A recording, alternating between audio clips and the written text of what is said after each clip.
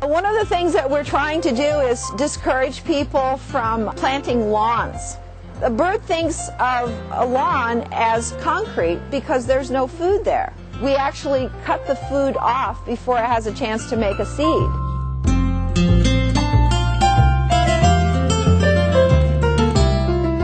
Welcome back to Planet Earth, our loving home for part 1 of the enchanting world of native gardens with Allery Middlebrook.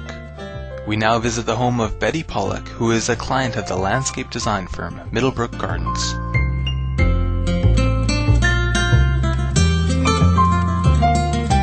We're here in Betty Pollock's garden in Campbell, California, and the reason that we wanted to come to Betty's garden is Betty is a bird watcher, and she had something amazing happen when we started planting more natives in her garden. More different species of birds started showing up, a whole list of birds, and Betty knows her birds, so we thought we'd talk about what happens when you plant a native garden as far as the birds are concerned.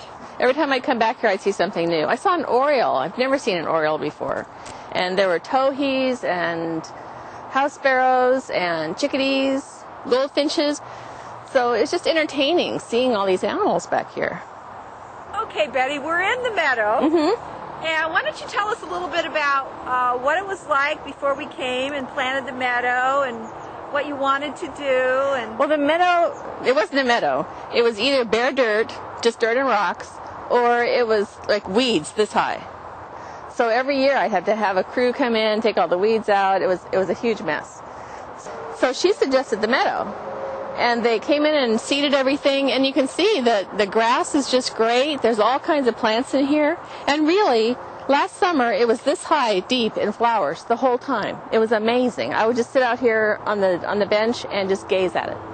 And there were always birds and bees, lots of native bees.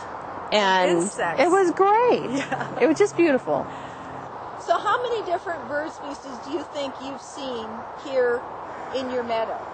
I'd say around 15 to 20 different kinds. Right. And so if you go and you look at a conventional lawn like we just saw, and you just got grass and some foundation shrubs around the house, you might see 3 species of birds in that garden. I was really surprised. I didn't think anything would grow back there, but look at this.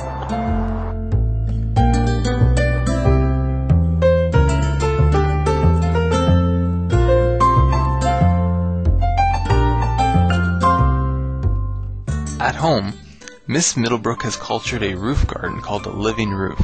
A living roof is an important sustainability tool in areas receiving much rain because the plants absorb rainwater, thus reducing the potential for floods.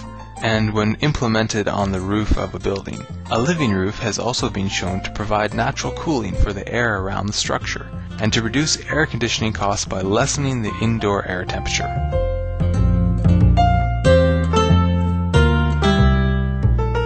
Okay, we're standing in my garden, and I have a chaparral garden here in this section, and then behind me you probably noticed the living roof.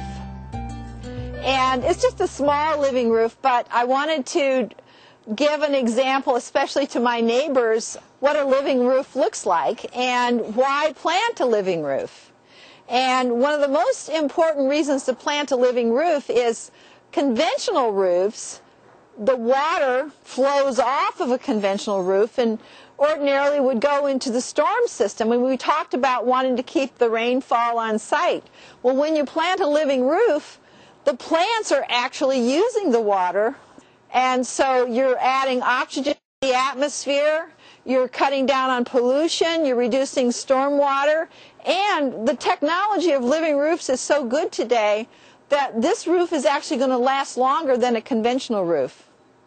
So there's a lot of very good reasons to plant a living roof.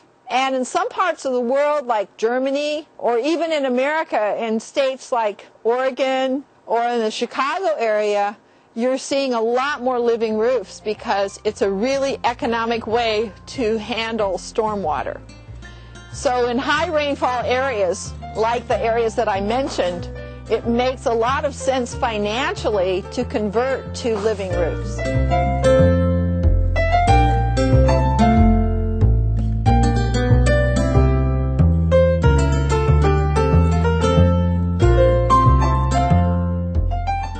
Please join us next Wednesday on Planet Earth, Our Loving Home, for part 2 of our program, where we explore a family garden designed to reduce greenhouse gas emissions with Allery Middlebrook.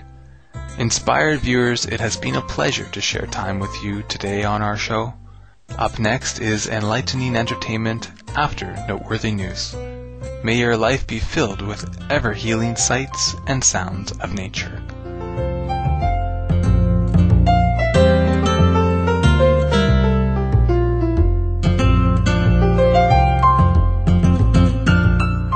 For more details, please visit www.suprememastertv.com/PE.